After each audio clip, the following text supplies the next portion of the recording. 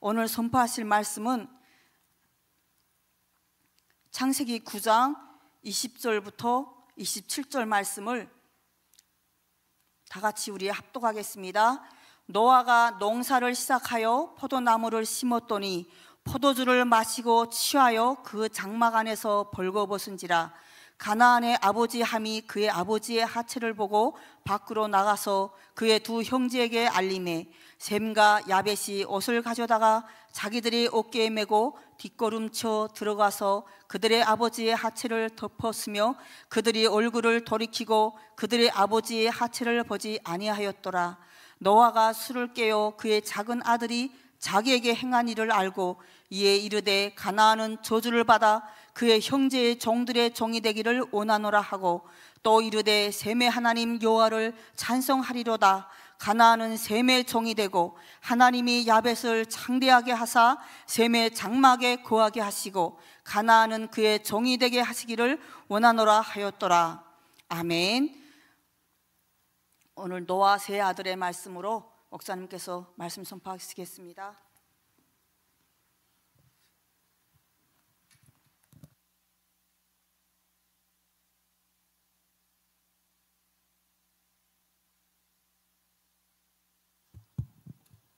오늘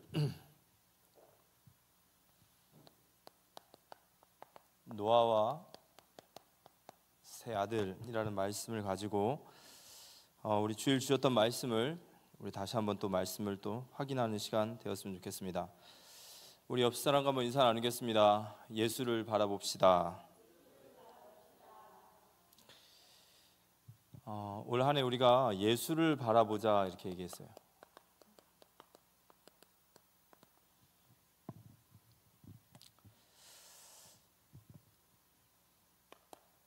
우리가 그리스도로 오직 할 때 우리 현장 속에 하나님 나라, 하나님의 통치가 임하고 그 일에 증인되리라 이렇게 말씀하셨습니다. 내가 어떤 상황이 있든지 간에 내가 그리스도의 오직 붙잡고 주님 앞에 결단한다면 하나님께서 우리를 그 일에 또 증인으로 세워가실 줄 믿습니다. 그래서 우리가 이 믿음을 가지고 예수를 바라보며 나아가게 될 줄 믿습니다. 이번 한 주간 우리가 이 노아에 대한 이야기를 했는데 오늘 성경 말씀 보니까 노아가 술 취한 노아가 나와요. 창세기 9장 20절에 보면 노아가 농사를 시작하여 포도나무를 심었더니 포도주를 마시고 취하여 그 장막 안에서 벌거벗은지라 이렇게 나와 있습니다. 이제 하나님께서 노아를 통하여 이제 새 인류를 시작을 하시고 이 노아가 포도나무를 심고 거기서 재배된 나무를 가지고 이제 포도주를 마셨는데 이제 벌거벗고 취한 상태가 됩니다. 근데 이 노아의 술 취함이 결국 이 함의 어떤 타락과 연결이 되죠. 어떻게 보면 빌미를 제공했다라기보다는 그래도 여기에 좀 빌미가 되어졌죠. 그래서 이번 주간에 이제 목사님께서 이 술에 대한 이야기를 많이 하셨죠. 술. 성경의 술은 우리에게 기쁨을 주기도 하고 또 우리의 삶에 어떻게 보면 하나님 주신 기쁨이지만 우리 죄성이 있다 보니까 이 술과 우리 죄성이 만나면 반드시 다음번에 타락으로 이렇게 양성이 되어져요. 그래서 모든 범죄에는 모든 일 속에는 이 술이라는 부분이 반드시 끼어 있습니다. 그래서 이번 주간에 주셨던 말씀들 다시 보면서 우리가 술이라는 부분에 대해서 또 이 부분에 대해서 우리가 정말 영적으로 싸워야 될 부분에 대해서 확인했으면 좋겠습니다. 근데 이제 저는 오늘 이 술이라는 부분에 대해서 조금 더 저희들에게 좀 구체적으로 우리 그리스도인들은 이 술에 대한 어떤 기준을 가지고 있어야 되냐 좀 이 얘기를 좀 먼저 나누고 싶습니다. 그리스도인들에게 술이란 뭘까? 이제 이번 주에 목사님이 우리나라는 특별히 이 술에 대해서 기독교 선교사님들이 왔을 때 나라의 술 문제가 좀 심각했던 것 같아요. 농사 짓고 술 먹고 하니까 맨날 가정에서 이렇게 막 여러 가지 일도 많고 사회적 문제가 되다 보니까 이제 기독교에 개종한 사람들은 이제 술 먹지 마라, 딱 이렇게 되어진 거죠. 그럼 이제 우리는 이 술을 먹지 말아야 되는 건가? 아예 술을 먹지 말아야 되나? 그럼 먹으면 우리는 얼만큼 먹어야 되나? 주량을 얼마나 해야 되나? 또 어떻게 먹어야 되나? 때로는 이제 우리 후대들에게 그리스도인답게 술을 먹어라 이렇게 얘기도 해요. 그러니까 이제 그리스도인답게 술을 먹으라면 또 이건 또 어떻게 먹으라는 소리인가? 헷갈리죠. 그래서 오늘 이 부분을 가지고 먼저 조금 이야기 나눴으면 좋겠습니다. 이 바울의 기준이 있어요. 이 술이라는 것은 진리 외의 문제이죠. 그래서 이걸 보고 이제 신학적으로는 아디아포라 그래요. 아디아포라의 문제, 진리 외의 문제들. 그러니까 바울은 진리 외의 문제에 있어서 어떻게 이거를 선택을 했나 나올 때 고린도전서 9장 12절에 보면 다른 이들도 너희에게 이런 권리를 가졌거든 하물며 우리일까 보냐. 그러나 우리가 이 권리를 쓰지 아니하고 범사에 참는 것은 그리스도의 복음에 아무 장애가 없게 하려 함이로다. 바울이 권리를 얘기를 해요. 이 권리를 다른 말로 하면 자유이거든요. 그러니까 나에게 준 자유가 있다라는 거죠. 그런데 내가 이 자유를 이 권리를 이 자유가 없겠느냐? 그런데 내가 이 권리를 쓰지 않는 것은 범사의 복음에 장애가 되지 않도록 쓸 수 있지만 쓰지 않겠다라는 얘기를 해요. 그래서 우리가 이 기독교인에게 있어서 술은 건강의 문제가 아니에요. 우리가 이제 하나님의 성전이기 때문에 당연히 술은 너무 많이 먹고 몸이 상하고 그러면 안 좋죠. 그렇지만 성경은 우리에게 일단 건강의 문제를 얘기하지 않습니다. 술은 건강의 문제가 아니라 건덕의 문제예요. 이 건덕이라는 것은 덕을 세우다. 이 덕을 세우다라는 것은 특히 사람을 세우다라는 말과 연결되어 있어요. 바울이 고린도전서 9장 12절에 나에게는 권리가 있다는 거예요. 물론 여기서는 베드로와 같이 나도 부인을 아내를 얻을 권리가 없겠냐, 또는 너희들이 주는 월급을 가지고 살 권리가 없겠냐, 이런 권리지만 전체적으로 봤을 때 나에겐 권리가 있지만 이게 복음의 장애가 되기 위해 때문에 나는 이 권리 쓰지 않겠다라고 말해요. 근데 고린도전서 9장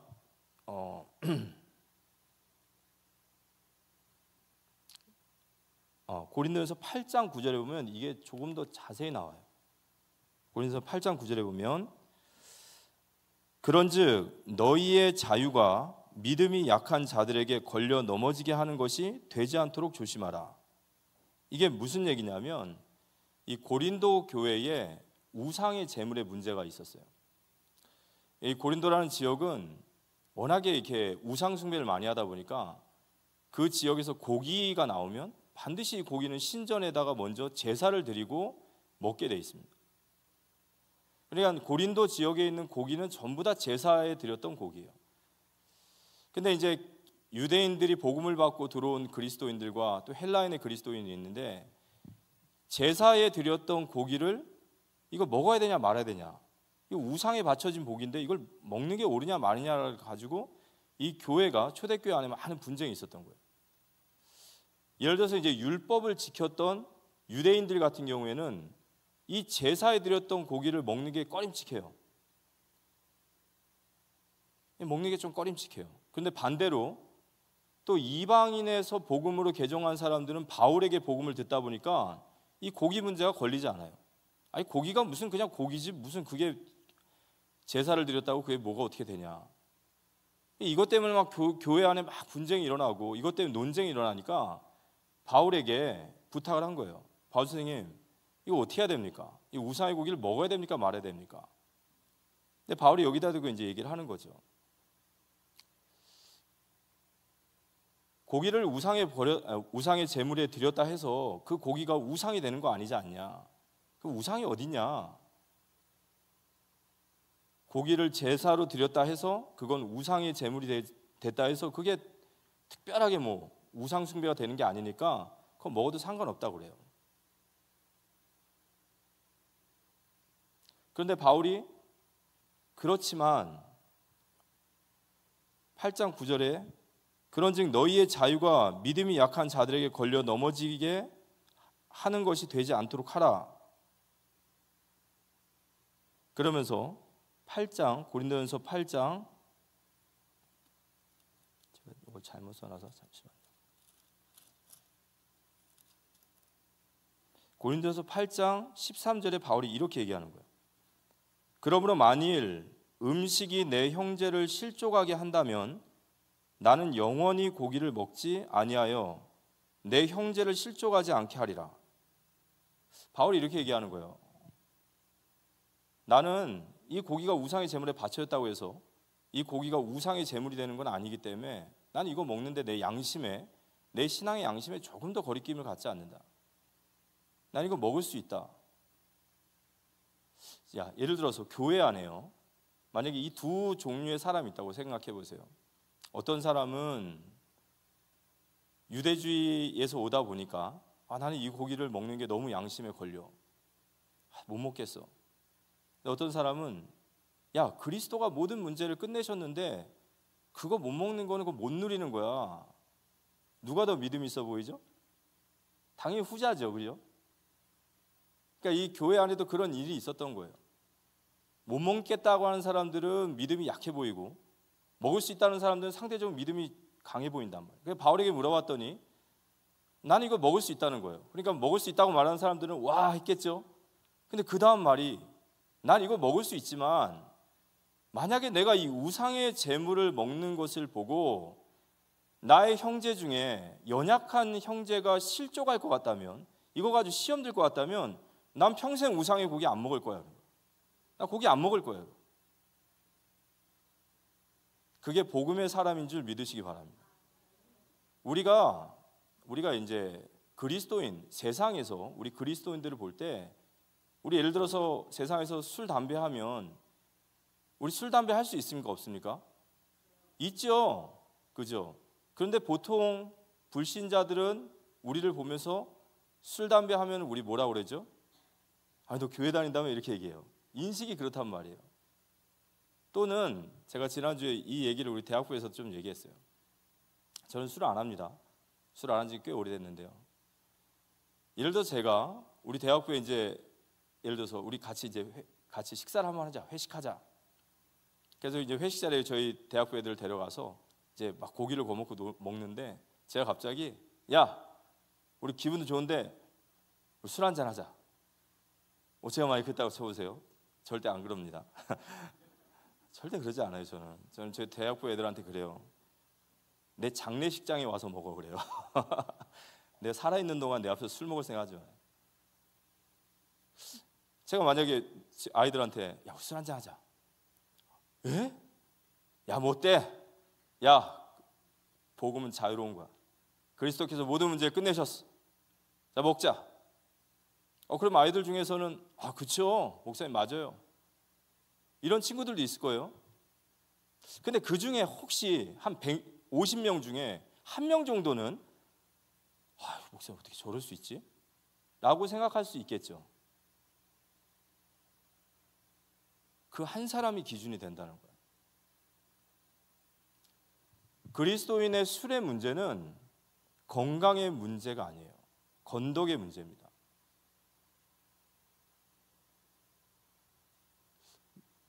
우리가 먹어야 되냐 말아야 되냐 이것이 나에게 기준이 있다면 아니겠죠.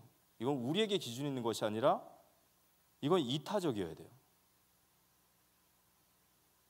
이 일을 통하여 복음에 방해가 되고 혹시나 어린 신자가 아직 이해하지 못한 어린 신자가 조금이라도 시험 들 것 같으면 나는 고기 먹지 않겠다. 이게 복음의 사람인 줄 믿으시기 바랍니다. 바울이 그걸 가르치는 거예요. 그래서 기독교의 윤리는 이타적 윤리라는 거예요. 이걸 바울이 뭐라고 얘기하냐면 고린도전서 9장 23절에 내가 복음을 위하여 모든 것을 행함은 복음에 참여하고자 함이라고 했어요. 목사님, 성경에는 술을 먹는데 취하지 말도록 먹으라고 했잖아요. 취하지만 말라고 그러지 먹지 말라는 소리 하지 않았어요? 질문 자체가 틀린 거예요. 그죠? 많이 드십시오. 많이 드시고요. 그렇지만 우리가 진짜 그리스도인답게 살려면 오늘 바울이 얘기했던 것처럼 내가 이 일을 통하여 어린 신자가 마음의 상처를 받고 혹시 그 마음속에 조금이라도 그렇다고 한다면 나 고기 먹지 않겠다. 이게 복음에 참여하는 우리의 자세인 줄 믿으시기 바랍니다. 근데 이 노아가 술을 먹었죠. 이 노아는 이 그리스도를 예표하는 인물이에요. 그래서 노아는 방주를 혼자 지어요. 방주 혼자 짓습니다. 그런데 그리스도를 예표하면서도 오늘 이러한 모습 속에 그는 뭐죠? 죄인이에요. 이건 뭘 뜻하냐면 노아 시대 홍수 이전에 인구가 대략 20억 정도 됐다고 그래요. 20억 인구를 홍수 심판으로 다 죽인 후에도 다 죽이는데도 이 죄 문제가 해결이 안 되는 거예요. 전부 다 죽이고 내가 혼자 살아남았어도 그때부터 또다시 죄의 문제는 시작되는 거예요. 20억 인구를 홍수 심판을 내려도 이 죄의 문제는 해결되지 않는다는 거예요. 그럼 이 죄의 문제를 해결할 수 있는 유일한 길이 뭐냐? 그리스도의 복음인 줄 믿으시기 바랍니다. 노아 역시도 죄인이에요. 20억을 죽여도 인간의 죄의 문제는 해결할 수 없다는 거예요. 저와 여러분은 그리스도가 아니면 안 되는 죄인인 줄 믿으시기 바랍니다. 우리는 의롭다 칭함을 받은 죄인이에요. 의로우십니까? 저는 의로워요. 저는 하나님 보시기에 전혀 죄를 짓지 않습니다 라고 말할 수 있는 분이 있다면 거짓말하는 거예요. 우리는 어제도 오늘도 내일도 죽을 때까지, 그래서 우리는 그리스도의 은혜가 아니면 안 됩니다. 우리 모두 다. 맞습니까? 오늘 그 배경을 가지고 우리가 함의 이야기를 들어야 돼요. 오늘 노아의 아들들,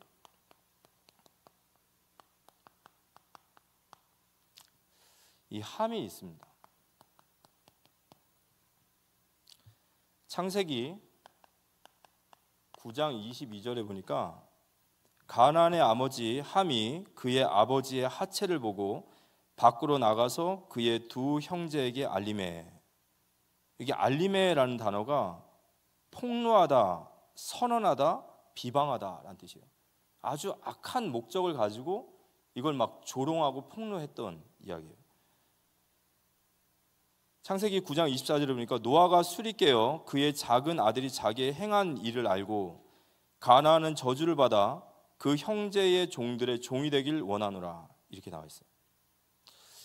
이게 이제 신학자들이 함이 알리고 그 아버지가 알고 하는 이 문제에 대해서 크게 세 가지 정도를 얘기합니다. 첫 번째는 알리메라는 말, 나가드라는 뜻인데 막 폭로하다, 막 떠벌리고 다니는 거예요. 떠벌리다, 악의적으로 막 떠벌리고 다니는 거예요. 입을 막 쉬지를 못하고 막 악의적으로 좋은 말을 막 벌리고 다니는 게 아니라, 왜 사람 어렵게 만드는 사람도 있잖아요. 사람 은근히 막 죽이려는 사람. 우리 성경에 보면 그런 말씀 있죠. 그 마음에 가득한 죄악이 입으로 나오는 거예요. 그 사람 속이 지금 이 사탄 충만한 거죠. 이 함이 지금 그런 거예요. 두 번째는 24절에 보면 작은 아들이 자기에게 행한 일을 알고. 근데 노아가 어떻게 알았을까? 그래서 이걸 뭐라고 얘기하냐면 노아가 아버지를 강간하였다, 이렇게도 얘기해요. 이건 이제 동성애죠. 아버지가 어떻게 알았을까? 세 번째는 아버지의 하체를 보았다라고 말하는데 이걸 또 뭐라고 얘기하냐면 레위기 18장 7절 8절에 보면 네 아버지의 하체는 누구의 하체죠? 어머니의 하체고 네 어머니의 하체는 아버지의 하체다. 아버지의 하체를 보았다는 것은 그 어머니의 하체를 보았다라는 뜻이에요. 그렇게 해석을 해요. 그래서 노아와 술 취한 후에 노아와 그 부인이 관계를 맺고 그리고 포도주에 너불러져 있는데 이 함이 그것을 목격하고 근친상간을 시도했다라는 얘기예요.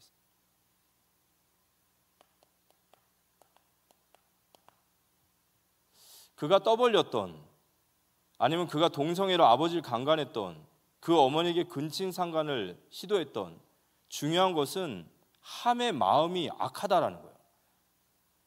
함의 마음 속에 죄악이 가득 차 있다라는 거예요.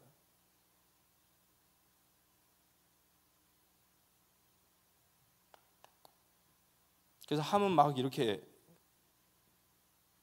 이런 행동을 보입니다. 근데 이제 셈과 야벳이 있어요. 근데 공통점이 있죠.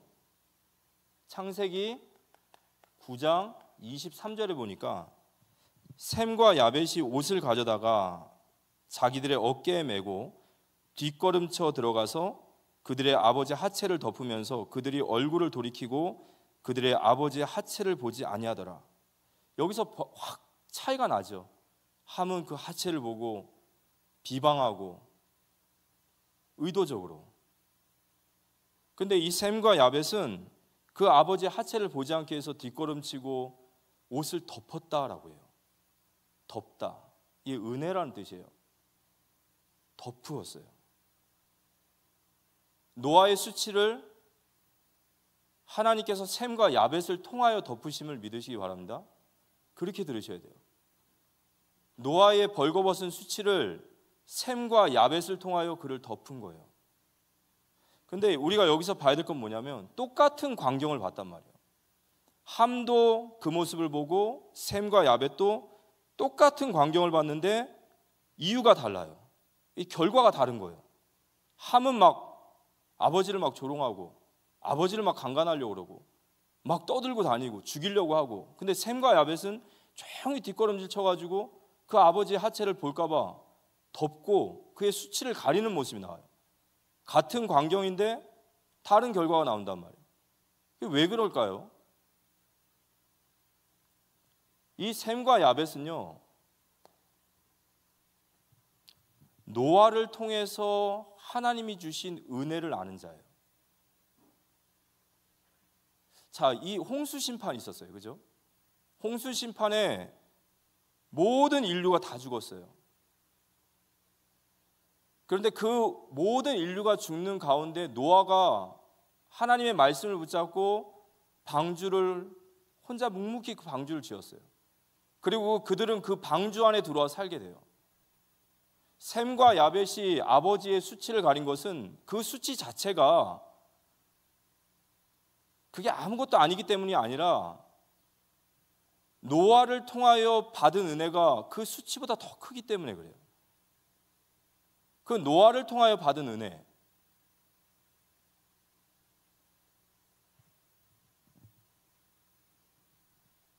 근데 반면에 이 함은 그 은혜를 모르는 자예요. 그러니까 지금 이 그 노아의 수치가 자기가 구원받은 그 노아의 노고, 노아의 수고, 그 노아의 고마움보다 훨씬 더 커 보이는 거죠.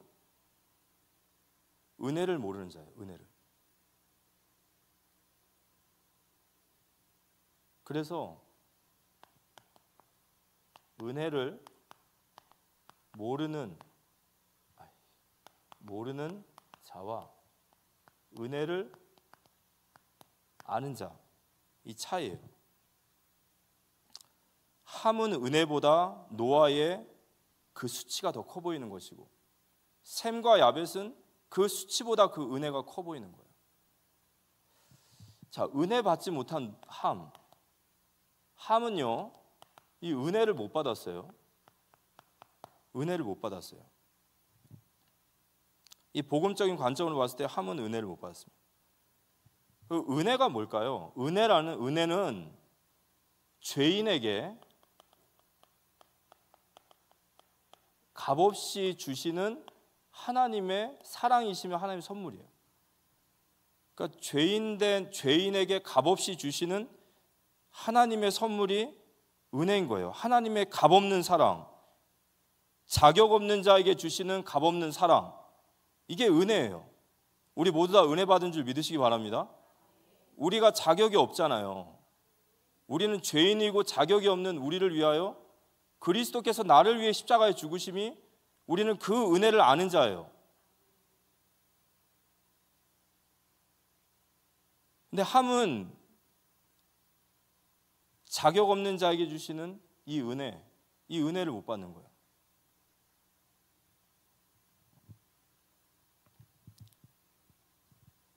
은혜 받은 사람의 특징이 뭘까요? 이 은혜를 받으면 뭐가 보이냐면 비로소 죄가 보이거든요. 이 우리가 은혜를 받은 게 뭐냐? 은혜가 뭐냐 할 때 은혜는 죄가 보이는 거예요. 내가 죄인이라는 게 보이는 거예요. 내가 죄인이구나. 죄의 무서움을 알게 되고 내가 죄인이라는 걸 알게 되는 거예요. 그게 왜 은혜일까요? 내가 죄인인 것을 깨닫게 될 때만이 비로소 나의 의가 없다라는 것을 알게 되고 오직 예수 그리스도의 은혜와 공로만을 바라보고 찬양할 수 있는 거예요. 그래서 이거 은혜라는 거예요. 내가 죄인이라는 것을 깨닫고 나면 내게 의가 없다라는 걸 알게 돼요. 그리고 오직 예수 그리스도와 오직 하나님의 은혜만을 찬양하고 고백하게 되는 거예요. 내 의를 고백하는 게 아니라 하나님의 은혜를 고백하는 거예요. 자격 없는 나를 구원하신 그 하나님의 은혜를, 그걸 고백할 수 있는 것은요, 은혜를 받아야 돼요. 내가 죄인임을 깨달아야 돼요. 내가 죄인임을 깨달지 못하면, 만약 은혜를 못 받으면 어떻게 되냐면요, 내가 죄인인 사실을 깨달지 못해요. 마음 깊숙이 깨달지 못한단 말이에요. 머리로는 아는데 나는 죄인이지. 근데 네 진짜 죄인이야? 아니. 은혜를 못 받으니까 이 머릿속에는 죄인이라고 하지만 내 가슴 심정에는 진짜 내가 죄인이라는 걸 몰라요. 그럼 어떻게 되죠? 나는 의롭다, 내가 떳떳하다라는 생각이 있어요.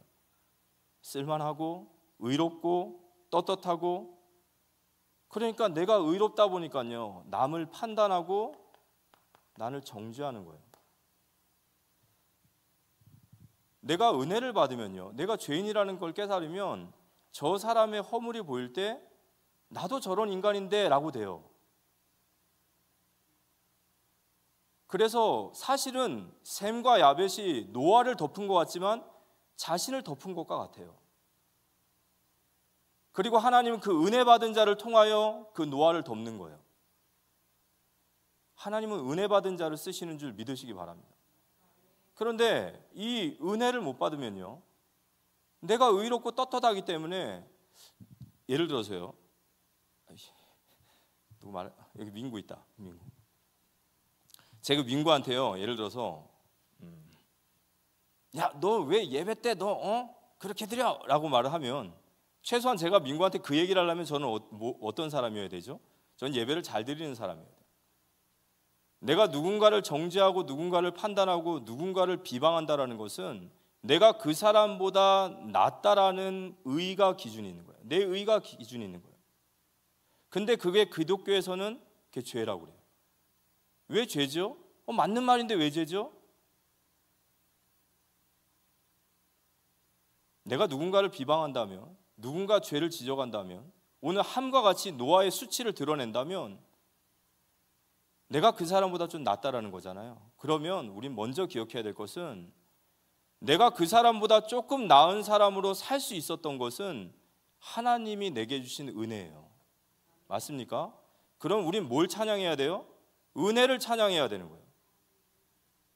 그런데 은혜를 받지 못한 자는 하나님의 은혜이시고 나의 나된 것은 하나님의 은혜이십니다.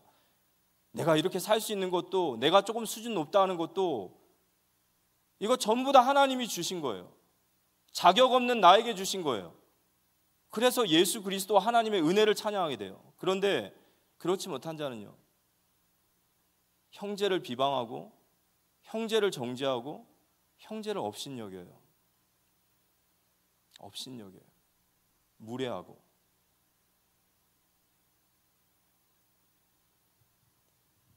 이 자기 속에 의가 딱 숨겨져 있기 때문에. 의는 없나니 하나도 없어야 돼요. 내가 하나님 앞에 자격 없는 죄인임을 깨달을 때 우리가 함의 자리가 아니라 샘의 자리에 설 수 있는 줄 믿으시기 바랍니다. 그래서 함은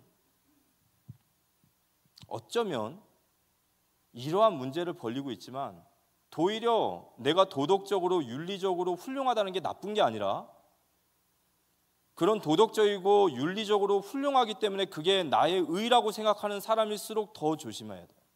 더 조심해야 돼요. 더 복음의 깊은 이해가 필요한 거예요. 결론적으로 아버지를 정죄함으로 저주받았지 않습니까? 그죠? 근데 아버지를 정죄해서 저주받은 게 아니라 은혜를 못 받아서 저주를 받은 거예요. 은혜 받으시기 바랍니다. 그럼요. 아버지를 정죄했기 때문에 저주받은 게 아니에요. 은혜를 못 받아서 저주받은 거예요. 근데 은혜는 값없이 주시는 하나님의 선물이에요. 오늘이라도 우리가 하나님 앞에 그 은혜를 간구한다면 하나님 내게 그 은혜를 부어주실 줄 믿으시기 바랍니다. 그 은혜가 십자가의 은혜거든요.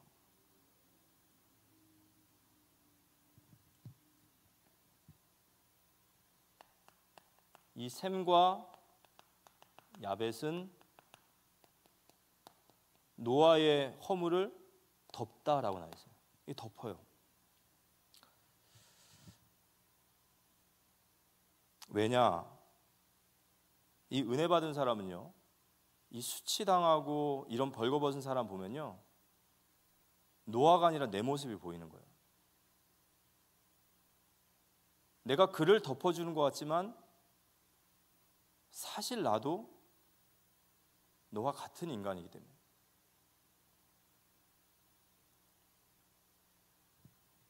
아까도 말씀드렸지만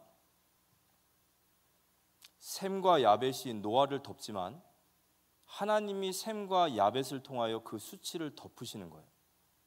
그래서 하나님은 은혜 받은 자를 쓰시는 줄 믿으시기 바랍니다. 이게 굉장히 중요한 얘기입니다. 하나님 은혜 받은 자를 쓰세요. 하나님 은혜를 받은 자를 통하여 이 세상의 허물과 수치와 그런 조롱거리 있는 자들을, 우리와 같은 자들을 덮으시는 거예요.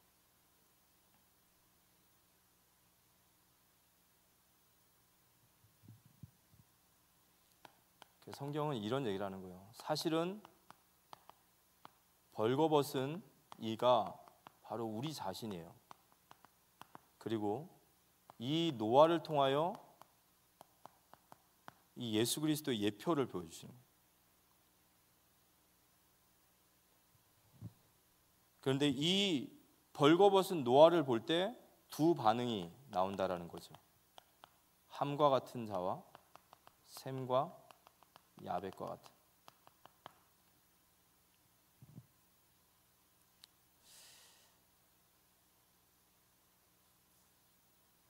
그래서 진짜 그리스도를 가진 자는 그리스도로 덮어줄 수 있다. 그죠? 진짜 그리스도를 가졌다는 것은요, 내가 그 그리스도의 진짜 은혜를 아는 자예요. 우리가 진짜 그리스도를 가진 자라면 우리가 진짜 그리스도로 덮어줄 수 있는 사람인 줄 믿으시기 바랍니다. 그게 진짜 은혜 받은 사람이에요. 그래서 오늘 말씀을 결론적으로 말씀드리면,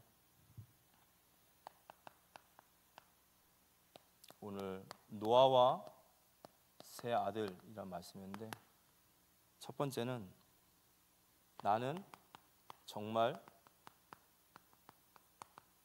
은혜 받은 사람인가? 나는 정말 은혜 받은 사람인가? 우리가 오늘 이 메시지를 통하여 들을 수 있습니다. 함이 아버지를 비방하고 정죄하고 저주를 받았지만 사실은 은혜 받지 못해서 저주받은 거예요. 내가 진짜로 하나님의 십자가의 은혜를 받았는가? 그럼 내가 은혜 받았는지, 내가 진짜 은혜를 받은 사람인지, 아니면 내가 은혜를 받지 못하는 함인지 아는 방법은 딱 하나예요. 내 앞에 벌거벗은 노아를 보았을 때 보면 알아요. 나의 반응. 내 눈앞에 벌거벗은 노아가 있을 때 내가 함과 같이 그를 정죄하고 비방하고 있냐, 아니면 셈과 야벳과 같이 그를 덮고 있느냐, 그리스도로. 이게 은혜 받은 차이입니다.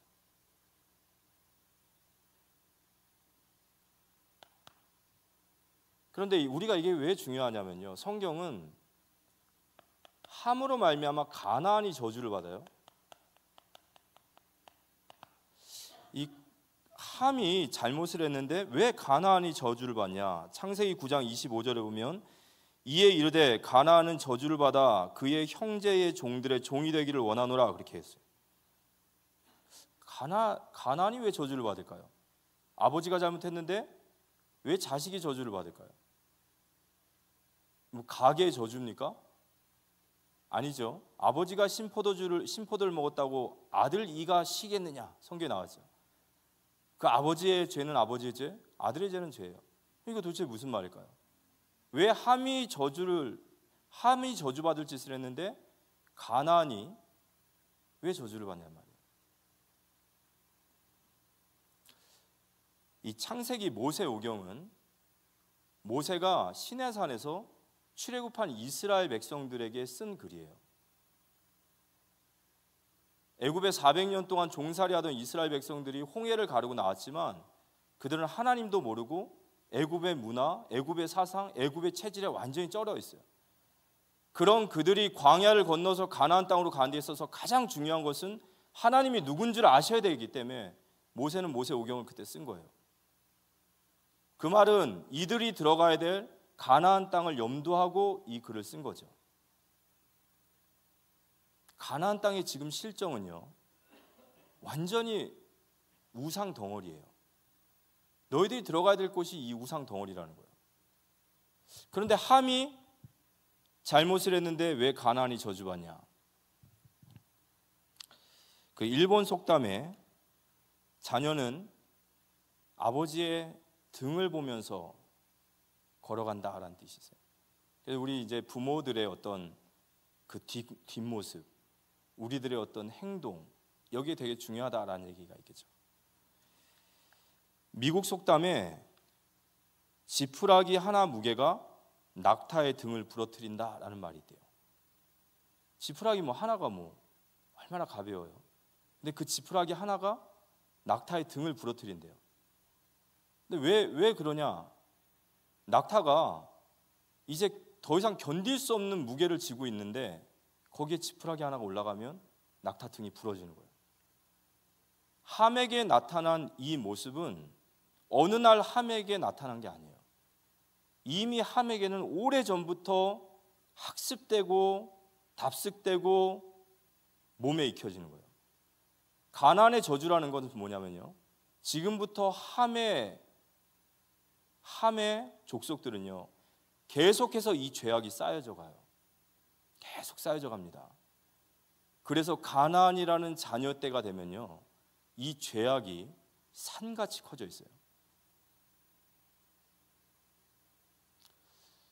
우리가 은혜 받지 못하고 함의 자리에 서는 것은 지금 시점으로 보면은 아무것도 아닐 수 있어요. 하지만 이것은 계속 학습되어져요. 계속 자랍니다. 그래서 결국에는 지푸라기 하나 무게에 낙타 등이 부러질 날이 와요. 우리 모두 은혜 받기를 기도합니다. 우리가 함의 자리에 있다면요 빨리 회개하고 돌아와야 돼요. 이 셈과 야벳은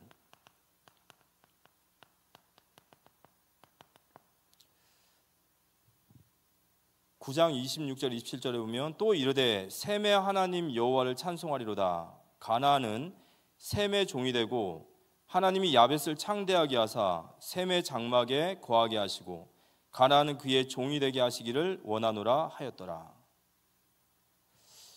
이 셈의 하나님 여호와를 찬송하리로다. 그런데 야벳은 셈의 장막에 거주하리로다. 이 도대체 무슨 말일까요? 왜 야벳은 셈의 장막에 거주할까요? 야벳은 창대하게 되지만 셈의 장막에 거주한다. 창세기 11장에 보면은 셈의 족보가 나오는데 이 셈의 족보를 쭉 따라가다 보면 데라가 나오고 여기에 누가 나오죠? 아브라함이 나와요. 이 아브라함의 혈통으로 누가 오시냐면 예수 그리스도가 오시죠. 야벳이 셈의 장막에 거한다라는 말은 야벳은 우리 하나님의 백성이에요. 우리 모든 하나님의 백성은 셈의 장막인 그리스도 안에서만이 유일하게 안식을 얻을 수 있는 것이고 20억 홍수로 죽인 그 모든 사건을 끝낼 수 있는 진정한 안식은 셈의 족보 속에 있는 그리스도밖에 없다 이거예요. 그런데 우리가 가나안은 셈의 종이 되리라 이렇게 나오죠. 가나안은 셈의 종이 되리라. 나중에 이 셈족이 가나안 땅을 정복하고 그들을 종으로 삼아요. 이건 어떤 의미냐면요. 우리 야벳은 셈의 장막에 거해야 돼요. 예수 그리스도만이 우리의 유일한 안식처 되세요. 그러면서 우리는 아브라함의 후손이라고 한다면 우리는 가나안인들을 종으로 삼으라는 거예요. 그 말은 그 땅을 정복해라라는 거예요. 복음으로. 우리가 구원을 받는다라는 것이 바로 예수 그리스도의 종이 되어지는 거예요. 그게 바로 우리에게 주신 사명입니다. 그게 바로 셈과 야벳이 바로 했던 허물을 덮는 진짜 그리스도로 덮는 사명이에요. 우리가 셈의 장막에 거하고 그리스도의 이 언약을 이어가는 자로서 이 땅에 저 죄인 수치당하는 노아와 같은 자들을 우리가 그리스도의 복음으로 덮고 그들을 구원하는 그들을 그리스도의 종으로 세우는 그 귀한 사명에 우리 모두 다 쓰임받는 우리 모두가 되시기를 살아계신 예수님의 이름으로 기도합니다. 우리 잠깐 찬양한 후에 우리 기도하도록 하겠습니다.